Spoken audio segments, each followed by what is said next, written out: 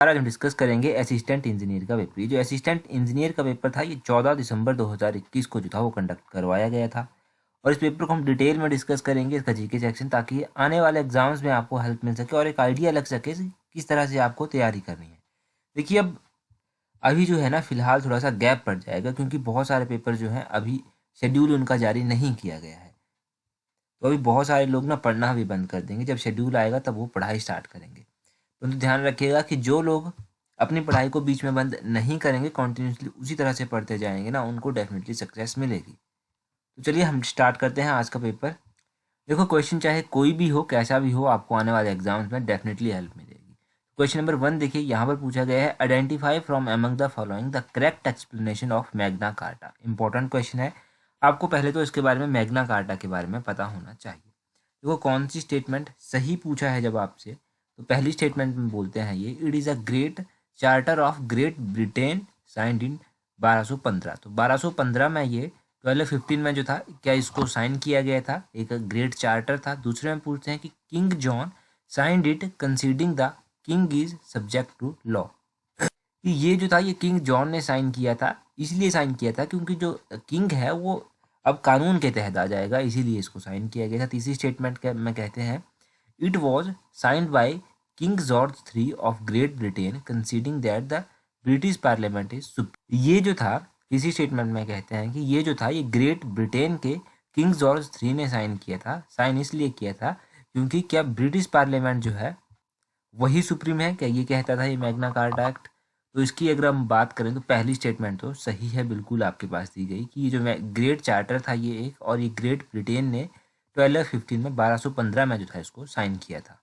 तो अगर एग्जैक्टली ही कई बार पूछ लेता है कमीशन, तो ये 15 जून 1215 में जो था इसको साइन किया गया था। तो पहली स्टेटमेंट आपके पास सही होगी। दूसरी स्टेटमेंट में पूछते हैं कि किंग जॉन ने इसको साइन किया था, और ये जो था, ये सब इसमें कहते थे कि जो राजा है, राजा जो है वो कानून के तहत आएगा, लॉ के तहत आएगा। तो ये बात भी बिल्कुल सही है, ये बात इसमें कही गई थी। दूसरी स्टेटमेंट में सही होगी, और तीसरी स्टेटमेंट गलत है कि ये किंग जॉर्ज III ने जो था वो साइन किया था। ऐसे इसमें कुछ भी नहीं कहा गया था कि ब्रिटिश पार्लियामेंट सुप्रीम होगी, ऐसा कुछ नहीं कहा गया था। एक्चुअली में ये था क्या, ये एक पीस ट्रीटी के रूप में था। इसमें कहा गया था कि देखिए, हम जो है, हम क्या करेंगे, उस टाइम चर्च का बड़ा प्रसारण था, तो चर्च के राइट्स की प्रोटेक्शन करेंगे। जो इलीगल रूप से बंदी बना लिया था, उससे भी हम थोड़ी प्रोटेक्शन करेंगे। जस्टिस जो था वो थोड़ा फास्ट भी होगा, अच्छा जस्टिस होगा। तो इस तरह की छोटी छोटी बातें इसमें कही गई थी। तो इस हिसाब से पहली और दूसरी स्टेटमेंट सही है, तो ऑप्शन डी इसमें सही आंसर आएगा। तो ऑप्शन डी इसका सही आंसर हो गया। आगे पूछते हैं क्वेश्चन नंबर 2 में। देखिए, यहाँ पर पूछा गया है, which of the following is correct about the declaration of emergency in India. तो इंडिया में इमरजेंसी के कॉन्सेप्ट में आपके पास कुछ स्टेटमेंट्स दी गई हैं, आपको बताना है। पहले में कहते हैं कि इंडिया में जो है नेशनल इमरजेंसी 3 बार लगाई गई है। दूसरे में कहते हैं कि फाइनेंशियल इमरजेंसी 2 बार लगाई गई है। तीसरे में कहते हैं कि फाइनेंशियल इमरजेंसी जो है वो सिर्फ 1 बार लगाई गई है। और चौथे में कहते हैं कि नेशनल इमरजेंसी जो है वो 2 बार लगाई गई है। तो अगर हम तीनों के तीनों स्टेटमेंट्स को देखेंगे, तो देखो, इसमें से पहली स्टेटमेंट आपके पास सही है और बाकी की बाकी सारी स्टेटमेंट्स गलत है। हम नेशनल इमरजेंसी के बारे में बात कर लेते हैं। देखो, ये नेशनल इमरजेंसी थी, ये इंडिया में 3 बार लगाई गई थी। कब कब ये लगाई गई थी? सबसे पहली बार लगाई गई है नेशनल इमरजेंसी 1962 में। पहली बार 1962 में लगाई गई, दूसरी बार लगाई गई 1971 में, और तीसरी बार 75 में ये लगाई गई। तो ये 3 बार इस दौरान जो था नेशनल इमरजेंसी लगाई गई थी। जब ये पहली बार लगाई गई थी 1962 में, तो उस टाइम क्या हुआ था, चाइनीज़ का एग्रेशन हो गया था, चाइनीज़ ने अटैक वगैरह कर दिया था। तो उसको देखते हुए इन्होंने ये इमरजेंसी लगा दी थी। दूसरी बार जब 1971 में लगाई, तो उस टाइम पाकिस्तान ने अटैक कर दिया।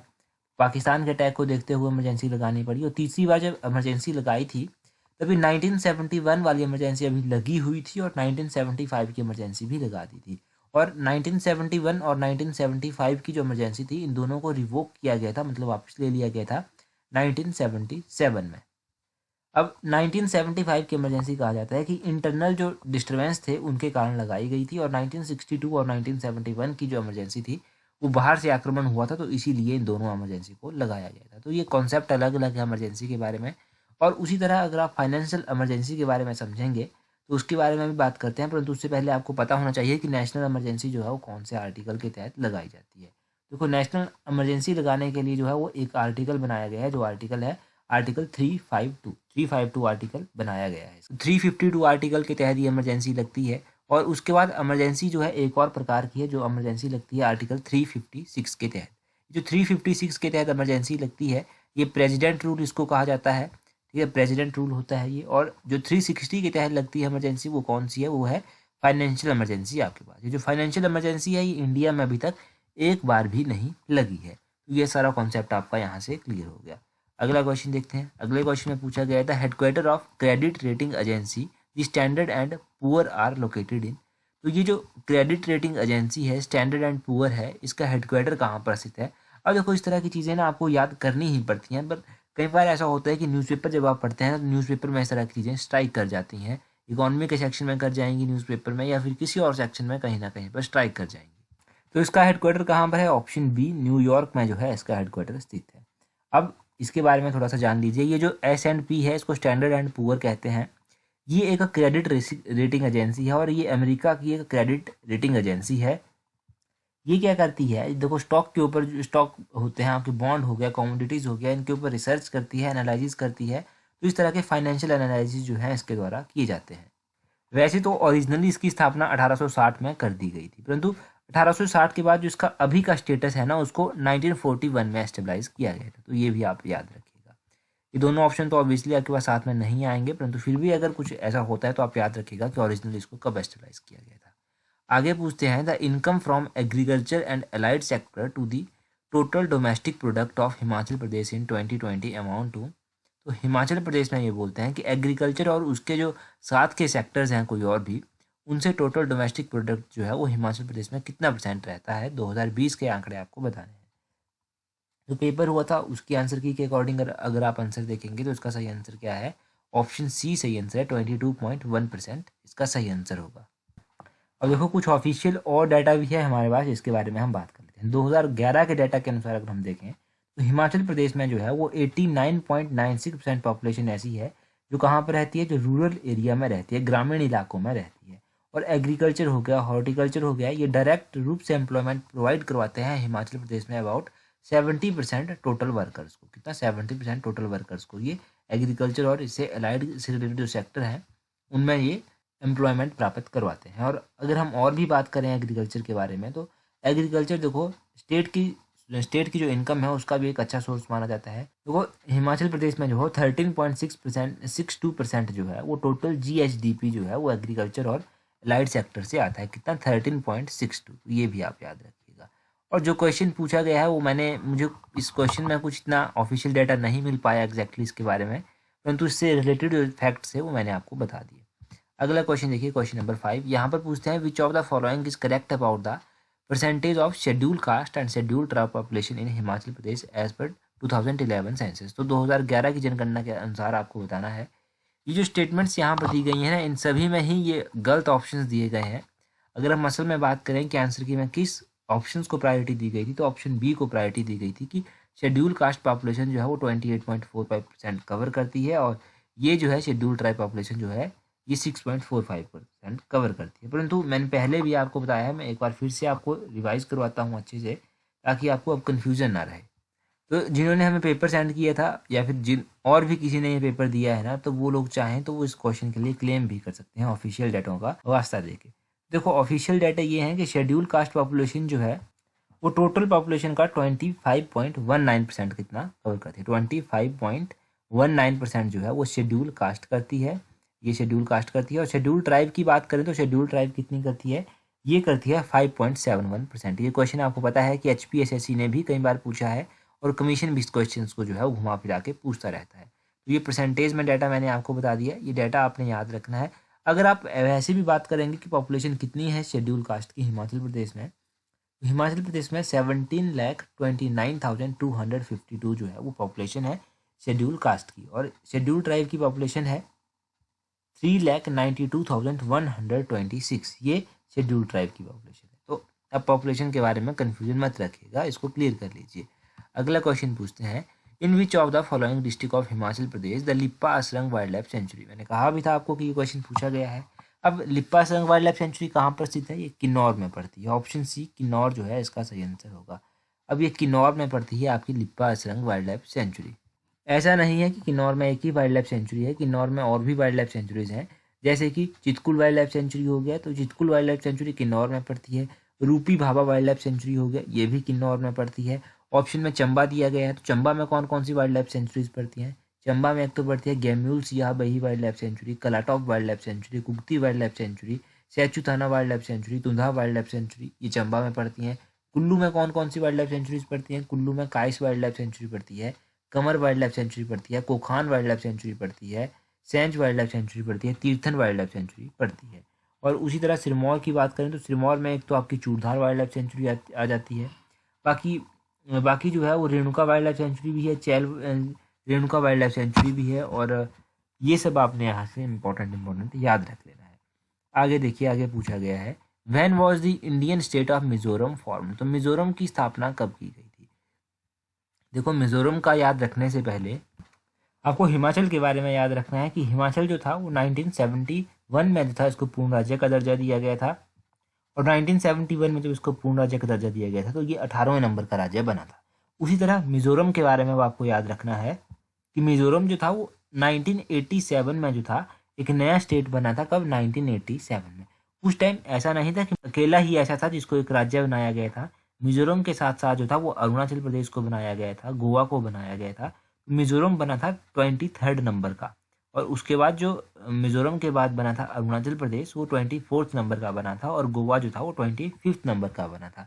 गोवा का कई बार एग्जाम में पूछा गया है। गोवा 1987 में जो था वो स्टेट बना था, 1987 में बना था। ये आपको पता चल गया इन स्टेट्स के बारे में। अगले क्वेश्चन में पूछते हैं Himachal Pradesh district of Lahaul Spiti is located in. तो लाहौल स्पीति जो है वो हिमाचल प्रदेश में किस साइड स्थित है, कौन सी डायरेक्शन में स्थित है? ये स्थित है north eastern corner of Himachal Pradesh. Option b जो है वो सही आंसर होगा। अब देखिए, ये है आपका लाहौल स्पीति और ये है हिमाचल का मैप। अगर आप इस मैप को इस तरह से डिवाइड कर देंगे सेंटर से इस तरह से डिवाइड करने पर आप क्या देखेंगे कि इस तरह से डायरेक्शंस को भी डिवाइड कर दीजिए। यहाँ पर ईस्ट आ जाएगा, यहाँ पर वेस्ट आ जाएगा, यहाँ पर साउथ आ जाएगा और यहाँ पर नॉर्थ आ जाएगा। तो नॉर्थ के हिसाब से देखेंगे तो लाहौल स्पीति यहाँ पर बीच में आए तो नॉर्थ ईस्ट साइड में ये आ गया, और कॉर्नर में है तो नॉर्थ ईस्ट कॉर्नर में ये आ जाता है। तो इसी हिसाब से कौन सा ऑप्शन सही हो गया आपके पास?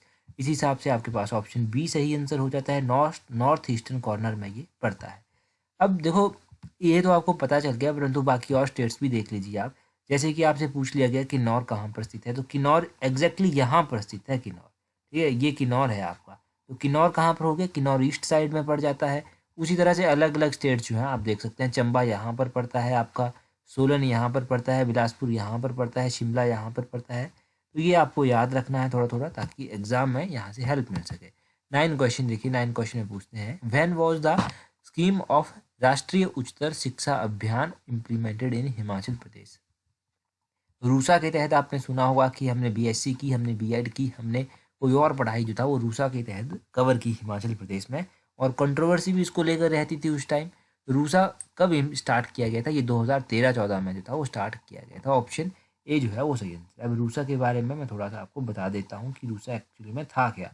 देखो, हिमाचल प्रदेश में जो था वो हायर एजुकेशन को इम्प्रूव करने के लिए जो था एक स्कीम चलाई गई, जिस स्कीम का नाम रखा गया राष्ट्रीय उच्चतर शिक्षा अभियान। ठीक है, अब ये जो राष्ट्रीय उच्चतर शिक्षा अभियान थी ये स्टार्ट की गई हिमाचल प्रदेश में 2013-14 में। इसमें फंडिंग पैटर्न था, इसीलिए इसको ज़्यादा तवज्जो दी जाती थी। फंडिंग पैटर्न क्या था कि 90% पैसा जो है वो सेंट्रल गवर्नमेंट देगी और 10% पैसा जो है वो स्टेट गवर्नमेंट का रहेगा। तो 90:10 जो था इसमें था सेंटर और स्टेट का। तो इसीलिए भी स्टेट के लिए तो ये ऑब्वियसली फ़ायदा था। और इसमें एक और बात कही गई कि ये शेयर जो दिया जाएगा ये 12th 5 ईयर प्लान के तहत दिया जाएगा। तो 12वीं पंचवर्षीय योजना के तहत ये सब किया गया था। ये क्वेश्चन पहले भी पूछा जा चुका है, शायद अलाइड सर्विस में पूछा जा चुका है ये क्वेश्चन, या फिर एचएएस में पूछा जा चुका है शायद एचएएस में पूछा गया था, अलाइड में नहीं। देख लीजिएगा किसी पिछले पेपर को उठाकर 2-3 साल पहले का पेपर, उसमें आपको पता चल जाएगा। तो ये आपको रूसा के बारे में क्लियर हो गया। आगे पूछा गया है क्वेश्चन नंबर 10 में, यहाँ पर पूछते हैं what for K C Sharma committee was appointed by the Himachal Pradesh government in 2008, select your correct answer from the follow. देखो, केसी शर्मा कमेटी हिमाचल प्रदेश में कब अपॉइंट की गई, पहले आपको ये याद रखना है। ये कमेटी 2008 में जो था वो हिमाचल प्रदेश में आई थी। अभी 2008 में हिमाचल प्रदेश में आई, इस कमेटी को अपॉइंट करने का कुछ तो मकसद रहा होगा, इसको अपॉइंट किया गया। तो इस कमेटी को इसीलिए हाईलाइट किया गया था क्योंकि ये मंदिरों से संबंधित थी। इसका क्या सही आंसर होगा? ऑप्शन ए सही आंसर है। To report on the status of temple controlled and not controlled by the government. तो इसमें कुछ मंदिरों को डिनोटिफाई किया गया, कुछ मंदिरों को नोटिफाई किया गया, इसीलिए ये कमेटी जो था वो आई थी। तो इसीलिए ये कमेटी चर्चा में भी रही थी और ये 2008 में आई थी। तो ये तीन चीज़ें आपको याद रखनी है कि मंदिरों से रिलेटेड कौन सी कमेटी है, ये कमेटी कब आई और ये कमेटी किससे रिलेटेड है। ये सब आपसे पूछा जा सकता है आने वाले एग्जाम में। आगे देखिए क्या पूछा गया है। आगे पूछा गया है, of the following who did not hold the office of vice president before becoming the president of India. आपको बताना है कि इंडिया में जो था वो कौन सा इनमें से ऐसे हैं जो पहले वाइस प्रेसिडेंट नहीं थे प्रेसिडेंट बनने के लिए। इनके जो प्रेसिडेंट बने परंतु उससे पहले वाइस प्रेसिडेंट नहीं थे, क्योंकि इंडिया में बहुत सारे ऐसे वाइस प्रेसिडेंट्स रह चुके हैं जो पहले तो वाइस प्रेसिडेंट रहे और फिर उनको वाइस प्रेसिडेंट बना दिया गया। देखो सबसे पहले ऑप्शन में है जाकिर हुसैन। जाकिर हुसैन जो है ये वाइस प्रेसिडेंट रह चुके हैं। ये तीसरे नंबर के जो था वो वाइस प्रेसिडेंट थे। 1962 में इनको चुना गया था। और जाकिर हुसैन के बारे में अगर आपको जानना हो कि ये प्रेसिडेंट कब बने थे तो 1962 में तो ये वाइस प्रेसिडेंट बने, 1967 में ये प्रेसिडेंट बन गए थे। और उसी तरह के आर नारायण थे। के आर नारायण जो था ये प्रेसिडेंट भी रह चुके हैं, वाइस प्रेसिडेंट भी रह चुके हैं। 1997 में जो था वो के आर नारायण जो था वो प्रेसिडेंट बन गए थे और इससे पहले ये वाइस प्रेसिडेंट थे। तो 1997 से पहले 1992 में जो था ये क्या थे, ये वाइस प्रेसिडेंट थे। और उसी तरह बी डी जट्टी की बात करें, बी डी जट्टी 1974 में जो था ये क्या थे, ये वाइस प्रेसिडेंट थे। और 1974 के बाद देखो ये 1977 में जो था ना ये एक्टिंग प्रेसिडेंट बने थे। इनके पास फुल फ्लेज्ड चार्ज नहीं था प्रेसिडेंट का, ये सिर्फ एक्टिंग प्रेसिडेंट रह चुके हैं। तो ये ऑप्शन भी नहीं होगा। उसी तरह ज्ञानी जैल सिंह की बात करते हैं। अब ज्ञानी जैल सिंह जो था ये वाइस प्रेसिडेंट नहीं थे, ये सिर्फ प्रेसिडेंट ही रहे हैं। ज्ञानी जैल सिंह जो था ये 1982 में जो था ये क्या बने थे, ये जो था 1982 में जो था वो प्रेसिडेंट बने थे। सिर्फ ये वाइस प्रेसिडेंट नहीं रहे हैं। तो ये आपको याद रखना है। ये आपको चारों ऑप्शंस के बारे में पता चल गया। और ये बी डी जेट्टी के बारे में आपको इंपॉर्टेंट पता चला होगा कि ये सिर्फ एक्टिंग प्रेसिडेंट रहे थे, फुल फ्लेज्ड चार्ज इनके पास नहीं था। अगला क्वेश्चन देखिए। अगले क्वेश्चन में पूछते हैं, which of the following date was set by the constitute assembly as a deadline for the citizens to choose between India and Pakistan. देखो जो आपकी कॉन्स्टिट्यूट असेंबली थी उसके द्वारा एक डेडलाइन डिसाइड की गई थी, या तो आप लोगों को कहा गया था कि या तो आप चूज कर लीजिए कि इंडिया में रहना है या फिर पाकिस्तान में रहना है। ये डेडलाइन इन्होंने रखी थी जुलाई 1948। ऑप्शन बी सही आंसर है। ये भी इम्पोर्टेंट क्वेश्चन है। अब आपने सरदार वल्लभ भाई पटेल का नाम सुना है। आपको पता है कि उनको आयरन मैन भी कहा जाता है। क्यों उनको आयरन मैन कहा जाता है? देखो जब इंडिया का पार्टीशन होना था ना, इंडिया का विभाजन होना था, तो उन्होंने बहुत सारे प्रिंसली स्टेट्स को एग्री किया था, एक साथ मिलाया था, मतलब उन्होंने स्ट्रॉन्ग किया था इंडिया को, इसीलिए उनको आयरन मैन कहा जाता है। ये आपने ध्यान रखना है। बाकी यहाँ पर कॉन्स्टिट्यूट असेंबली के बारे में कहा गया है। कॉन्स्टिट्यूट असेंबली के बारे में आप याद रखिए कि कॉन्स्टिट्यूट असेंबली की जो पहली मीटिंग थी वो दिसंबर 9 1946 को जो था वो हेल्ड की गई थी। ये याद रखिए। डॉक्टर सच्चिदानंद सिन्हा जो था इसके टेम्परेरी प्रेसिडेंट जो था वो चुने गए थे। और इसके अगर हम बात करें कि प्रेसिडेंट असल में कौन बने थे उसके बाद, तो डॉक्टर राजेंद्र प्रसाद जो था इसके प्रेसिडेंट बने थे। कई बार पूछा जाता है कि कॉन्स्टिट्यूट असेंबली के पहले प्रेसिडेंट कौन थे, तो वो डॉक्टर राजेंद्र प्रसाद थे। अगर टेम्परेरी प्रेसिडेंट पूछा जाए आपसे कि कौन थे, सच्चिदानंद सिन्हा का नाम आपको याद रखना है। तो ये आपको पता चल गया। अब ये इंपॉर्टेंट क्वेश्चन आप याद रखिएगा कि कब डेडलाइन रखी गई थी कि आप या तो इंडिया में रहे या तो पाकिस्तान चले जाएं। अगला क्वेश्चन देखिए। अगले क्वेश्चन में कहते हैं, which of the following is correct about non alignment movement. तो नाम के बारे में पूछा गया है आपसे कि कौन सी स्टेटमेंट आपके पास करेक्ट है। अभी नाम की जो था वो पीछे ऐसे मीटिंग भी हुई थी, तब भी ये चर्चा में रहा था नॉन अलाइनमेंट मूवमेंट। पहले मैं आपको नाम के बारे में थोड़ा सा बता देता हूँ। जो नॉन अलाइनमेंट मूवमेंट जो है ना, ये देखो इंडिया का काफ़ी योगदान इसमें रहा था। इसमें पीछे जैसे इसकी मीटिंग भी हुई थी तब भी ये काफ़ी चर्चा में रहा था। अब नॉन अलाइनमेंट मूवमेंट में कहा जाता है कि ये बनाई क्यों गई थी। ये इसीलिए बनाई गई थी, जब सेकेंड वर्ल्ड वॉर ख़त्म हुआ था ना, उसके बाद बड़ी समस्या थी छोटी छोटी कंट्रीज़ के पास। जो कंट्रियाँ उस टाइम आज़ाद हुई थी कि वो कौन से देश कौन सी पावर के पास जाएं, क्योंकि सुपर पावर उस टाइम एक तो यूएस होती थी, एक यूएसएसआर होती थी। तो इंडिया जैसी कुछ और कंट्रियाँ आपस में मिली, उन्होंने डिसाइड किया कि ना हम एक पावर के पास जाएंगे, ना हम यूएस के पास जाएंगे, ना हम यूएसएसआर के पास जाएंगे। हम न्यूट्रल सा बिहेव करेंगे ताकि ऐसा ना हो कि कल को ये लोग आपस में लड़ें और पीस हम जाएं बीच में। तो इसीलिए ये नॉन अलाइनमेंट मूवमेंट बनाई गई थी कि हम किसी के साथ भी अलाइन नहीं करेंगे, हम एक इंडिपेंडेंट कंट्री के रूप में जो है वो काम करेंगे। इसमें उस टाइम जब इसको बनाया गया था ना, तो उस टाइम इसमें कुछ इम्पोर्टेंट लोग थे, जैसे कि इंडिया के प्राइम मिनिस्टर जवाहरलाल नेहरू थे उस टाइम, इंडोनेशिया के प्रेसिडेंट उस टाइम सुकरानो हुआ करते थे, और घाना के उस टाइम प्रेसिडेंट हुआ करते थे प्रेसिडेंट ख्वामी नक्रूमा, इनका नाम आप याद रखिएगा। यूगोस्लाविया के उस टाइम प्रेसिडेंट हुआ करते थे प्रेसिडेंट टीटो, और इजिप्ट के उस टाइम प्रेसिडेंट हुआ करते थे प्रेसिडेंट गमाल अबेल नसीर। इनके नाम आप अपने हिसाब से प्रोनाउंस भी कर सकते हैं, देख लीजिएगा नेट पे सर्च करके मिल जाएंगे आपको। इसकी पहली मीटिंग जो था वो 1961 में हुई थी, और बेलग्रेड्स में इसकी पहली मीटिंग जो था वो हुई थी। तो इस हिसाब से आप सभी ऑप्शंस को देखिए। पहली बात तो ये है कि it was pronounced as a name in new Delhi इन 1951। नहीं, न्यू दिल्ली में इसको प्रोनाउंस नहीं किया गया था। ये 1955 के आसपास जो था वो बांदंग कॉन्फ्रेंस में इसके बारे में बात की गई थी, परंतु दिल्ली में इसकी बात नहीं की गई थी। और दूसरी स्टेटमेंट में कहा गया है कि इसकी जो पहली मीटिंग थी उसको जो था वो 1961 में बेलग्रेड्स यूगोस्लाविया में जो था वो रखा गया था। बिल्कुल सही बात है, दूसरी स्टेटमेंट आपके पास सही है। और तीसरी में बात कही जाती है कि इसमें 80 मेंबर अभी हैं, तो 80 मेंबर नहीं है, इसमें बहुत सारी कंट्रीज़ हैं। वो अलग अलग सोर्सेज के थ्रू आपको कहीं यार कंट्रीज़ की संख्या कितनी बताई जाती है, कई बार कितनी बताई जाती है, तो कंट्रीज़ की संख्या इतनी ज़रूरी भी नहीं है। दूसरी ही स्टेटमेंट सिर्फ सही है, तो ओनली 2 स्टेटमेंट जो है वो सही आंसर होगा, इसको आप ध्यान रखिएगा। अब अगला क्वेश्चन देखते हैं। अगले क्वेश्चन में पूछते हैं, identify from the following the month and year in which the Himachal Pradesh Panchayati Raj act 1968 came into force. अब आपको मंथ भी बताना है, डेट भी बतानी है, ईयर भी बताना है जब हिमाचल प्रदेश पंचायती राज एक्ट 1968 जो था वो अस्तित्व में आया था। देखो, ये 15 नवंबर 1970 को जो था वो अस्तित्व में आया था। ऑप्शन सी इसका सही आंसर है। एक तो आप एक्ट का ईयर याद रखिएगा, कब ये अस्तित्व में आया वो याद रखिएगा, ज़्यादा लंबा आपको याद रखने की जरूरत नहीं है। आगे 15 नंबर क्वेश्चन में पूछते हैं, the highest peak of Himachal Pradesh is located in which district of Himachal Pradesh. तो हिमाचल प्रदेश की जो हाईएस्ट पीक है वो किन्नौर में स्थित है, और कौन सी पीक है? सिल्ला चोटी के बारे में आपने सुना होगा, तो सिल्ला चोटी जो है वो हाईएस्ट पीक कही जाती है। इसके बारे में ज़्यादा आप याद मत रखिएगा अभी, बस इतना ही याद रखिए क्योंकि पीक्स हम बहुत बार पहले रिवाइज कर चुके हैं। आगे पूछते हैं, फाइंड द करेक्ट मैच। ये ऑथर दिए गए हैं और कुछ किताबें दी गई हैं, तो इसका सही आंसर होगा ऑप्शन बी। ऑप्शन बी में एक बार आपको किताबों के नाम भी बता देता हूँ और ऑथर्स के नाम भी बता देता हूँ। ये जो ट्विलाइट एंड डेमोक्रेसी किताब है, ये ऑप्शन 3 इसका सही आंसर है, एनी एंड एपिलम के द्वारा लिखी गई है। और ये दूसरे नंबर पर द डेथ ऑफ जीसस किताब है। ये किताब किसके द्वारा लिखी गई है? ये किताब लिखी गई है J.M. कॉटेज के द्वारा, तो इसका ऑप्शन डी सही होगा। ये जो लेजी क्लीमेंटाइन किताब है, तो ये किताब जो था वो किसके द्वारा लिखी गई थी? ये किताब लिखी गई थी मैरी बेनेडिक्ट के द्वारा, तो इसका ऑप्शन ए सही आंसर होगा, पहला ऑप्शन सही है।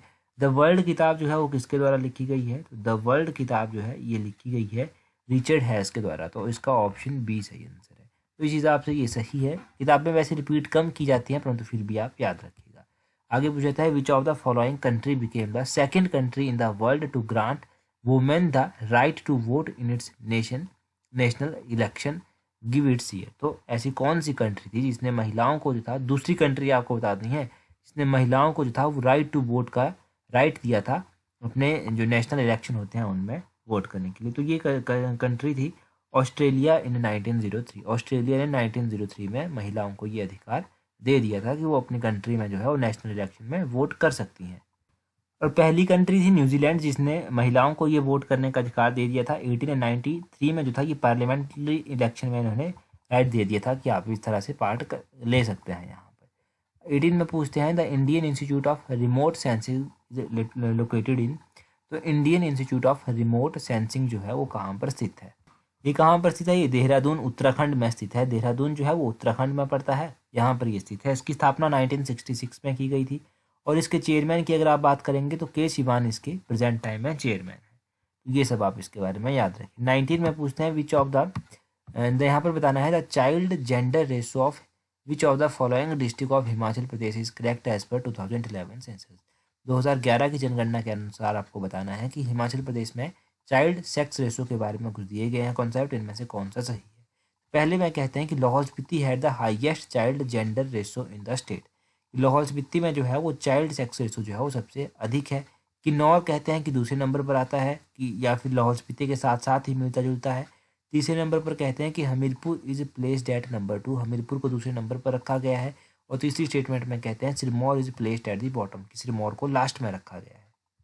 तो इसका सही आंसर ऑप्शन ए होगा, Lahaul Spiti had the highest child gender ratio in the state. ये क्वेश्चन पहले भी एग्जाम में पूछा गया था, परंतु उस टाइम ऐसे पूछा गया था कि विच of the following district in the Himachal Pradesh has the highest child gender ratio. तो आपको पता होना चाहिए कि लाहौल स्पीति उसका सही आंसर होगा, और बाकी की जितनी भी स्टेटमेंट्स दी गई हैं वो सारी की सारी गलत हैं। अगला क्वेश्चन देखते हैं हमारे पास क्या दिया गया है। अगले क्वेश्चन में पूछते हैं which of the following correct about Himachal Pradesh. इनमें से हिमाचल प्रदेश के बारे में कौन सी स्टेटमेंट सही दी गई है। स्टेटमेंट में पहली में कहते हैं on its merger with Himachal Pradesh Bilaspur added as 5th number district. Bilaspur जो था वो 5वें नंबर का जिला बना था, पहली स्टेटमेंट में ये कहते हैं। दूसरी स्टेटमेंट में कहते हैं कि हिमाचल प्रदेश यूनियन टेरिटरी बना था 1956 अगस्त 15 को। अगस्त 15 1956 को यूनियन टेरिटरी बना था। तीसरे नंबर में कहते हैं कि Indian National Congress won the majority of seats in election of 32 member Vidhansabha in 1952। जब 1952 में इलेक्शन हुए थे तो उस टाइम 32 मेंबर होते थे विधानसभा के, और सबसे अधिक सीटें इंडियन नेशनल कांग्रेस को आई थी। चौथी स्टेटमेंट में कहते हैं the first chief commissioner of Himachal Pradesh 1948 was NC Mehta. कि 1948 में हिमाचल प्रदेश के जो चीफ कमिश्नर थे वो थे एनसी मेहता। पहली स्टेटमेंट तो आप देखिए कि आपको पता है कि जब हिमाचल प्रदेश का गठन हुआ था 1948 में, तो उस टाइम यहाँ पर 4 जिले हुआ करते थे। 4 जिले होते थे, 5वें नंबर का जिला जो था वो बिलासपुर का विलय 5वें नंबर पर हिमाचल में हुआ था। तो पहली स्टेटमेंट सही है। अब दूसरी स्टेटमेंट आप देखिए कि हिमाचल प्रदेश यूनियन टेरिटरी बना था अगस्त 15 1956 को। तो देखिए जी, हिमाचल प्रदेश यूनियन टेरिटरी बना था 1 नवंबर 1956 को। तो इसका 1 नवंबर 1956 सही आंसर होगा। दूसरी स्टेटमेंट आपके पास गलत हो गई, और तीसरी स्टेटमेंट भी आपके पास गलत है, क्योंकि उस टाइम 32 मेंबर नहीं होते थे, 36 मेंबर होते थे जिनके लिए जो था वो इलेक्शन करवाए गए थे। तो तीसरी स्टेटमेंट भी गलत है। और चौथी स्टेटमेंट बची आपके पास, ये स्टेटमेंट बिल्कुल सही है आपके पास। हिमाचल प्रदेश के जो पहले चीफ कमिश्नर बने थे, पहले मुख्य आयुक्त बने थे, वो थे एनसी मेहता। चौथी स्टेटमेंट सही है। तो इस हिसाब से पहली और चौथी स्टेटमेंट आपके पास क्या है, वो सही दी गई है, और ऑप्शन सी आपका सही आंसर आ जाएगा।